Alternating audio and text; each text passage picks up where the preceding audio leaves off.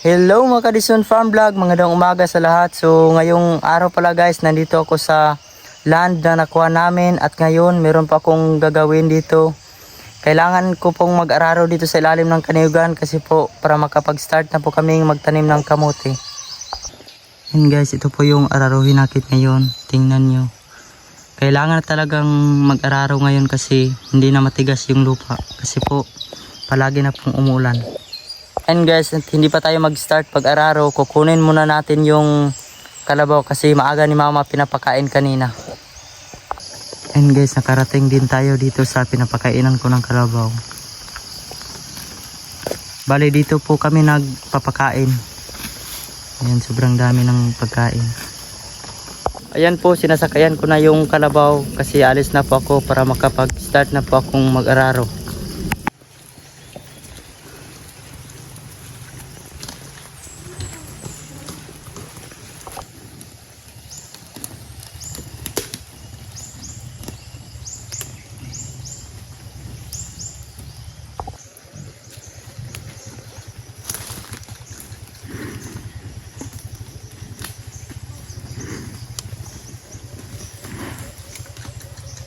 Ayan po, sobrang lambot ng lupa at hindi talaga mahirapan yung kalabaw sa paghila.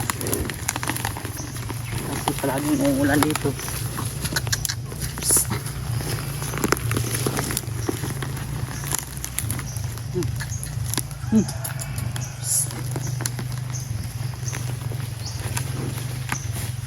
Oh. May mga kapitbahay din kami na nagmumotor dito kahit sobrang putik ng daan. Nag-iigib din na, yan siya ng tubig guys, pang spray dun sa farm nila.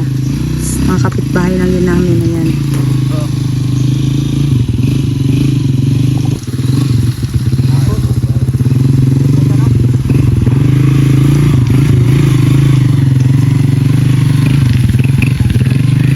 Parang gulong ng sasakyan na yung ano niya guys, yung gulong niya. Parang hindi na gulong ng motor. Laban.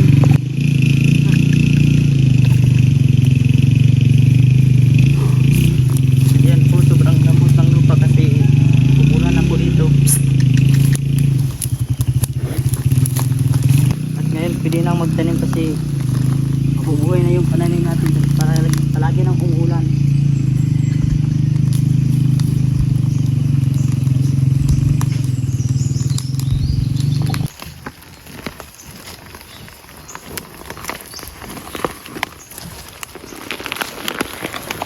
Ayun guys, hihinto muna ako sa pag-araro kasi medyo mainit na yung katawan ng kalabaw at kailangan ng paliguan. Ayun guys, habang kami nagpapaligo ng kalabaw, nagdala na din kami ng 3 container para makaigib ng tubig kasi naubusan po kami ng maiinom doon. At baka mubaha, wala po kaming maiinom. Dito pala kami kumuha ng tubig. Sobrang linis niya.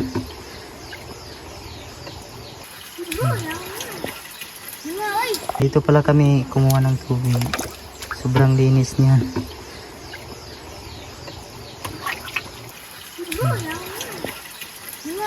And guys, uwi na po kami kasi tapos na po kami nag-igib ng tubig at tapos na rin nagpapaligo ng kalabaw. And guys, hinto muna ako sa pag-araro kanina kasi ngayon nandito kami sa taas para magkuha ng talbos ng kamote para maitanim namin mamayang hapon. Ngayon kasama ko pala si Papa at saka si Ate Joy Joy, si Donna para madaling matapos ang pagkuha ng talbos ng kamote. Tutulungan namin. Ayan, dito na po kami mag-start kumuha ng talbos ng kamote. And guys, tingnan nyo, ang daming tinik talaga. Yan, tinik. Sobrang sakit yan. Dito dumikit sa katawan mo guys. Sobrang ano talaga. So, Dapat yung pagputol natin hindi masyadong mataas para marami po siyang kunod. so ikarga na lang to ni Dennis. Masamad mo ha. Tinalian niya ng ganun guys para di talaga malaglag. Karga na Pag natin makarga para naman. madala na natin sa baba para matransfer na to yung talbos niya. Delmar. Oh. tungo sa natin.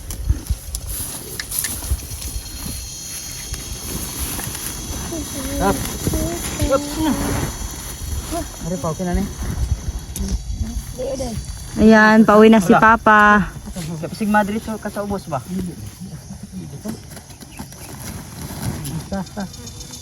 Tara. Ta. So ngayon, uwi Tayo. na po kami sa... Uwi na tayo, guys. Ara, ugma na doon. Ang karang sako ba din niya? Dinis, ibutang dito sa bilis. Oh, ta.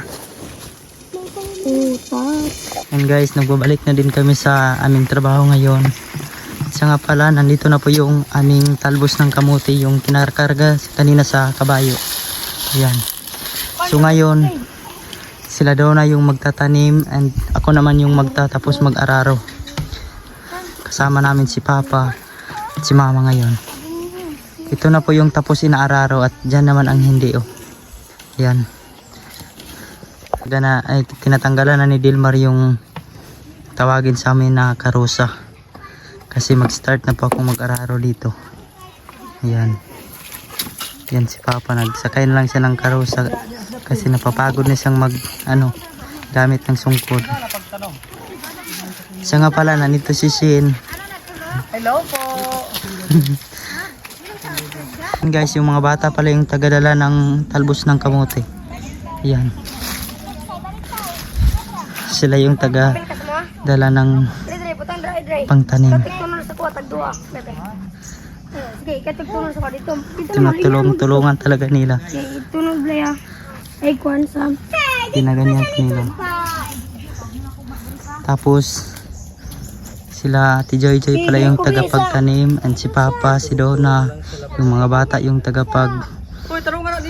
tagapagbuhat ng talbos ng kamote. Ito pala yung tapos nila na itinanim. Ayan. Dito na lang sa taas yung hindi pa tapos. Ayan. Sa susunod makaka-harvest na rin tayo nito. Hihintayin na lang natin. Tiis muna. Magpakaw ka ding? Yes, magpakaw Na din si Papa sa pagtanim. Dito humukayo sa taboy.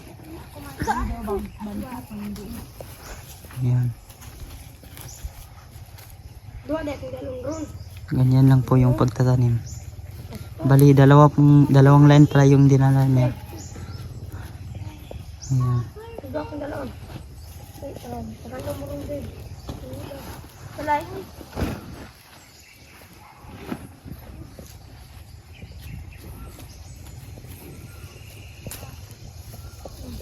And guys, hindi po namin natapos yung pagtatanim ng talbos ng kamote kasi nabutan na kami ng hapon at saka yung mga kasama ko pagod na rin sila kasi kanina pa kaming umaga nagtatrabaho at kailangan na naming magpahinga. At ito naman yung tapos na tinaniman ng talbos at ito naman din yung hindi pa tapos. Ayan. Punta pa yan dyan sa dulo. And guys, dito po nagtatapos ang ating for today's video. And guys, sana hindi kayo magsawa sa pagpapanood ng aming video. At sana huwag kalimutan mag-subscribe, like, comment, and share. God bless you. Bye-bye.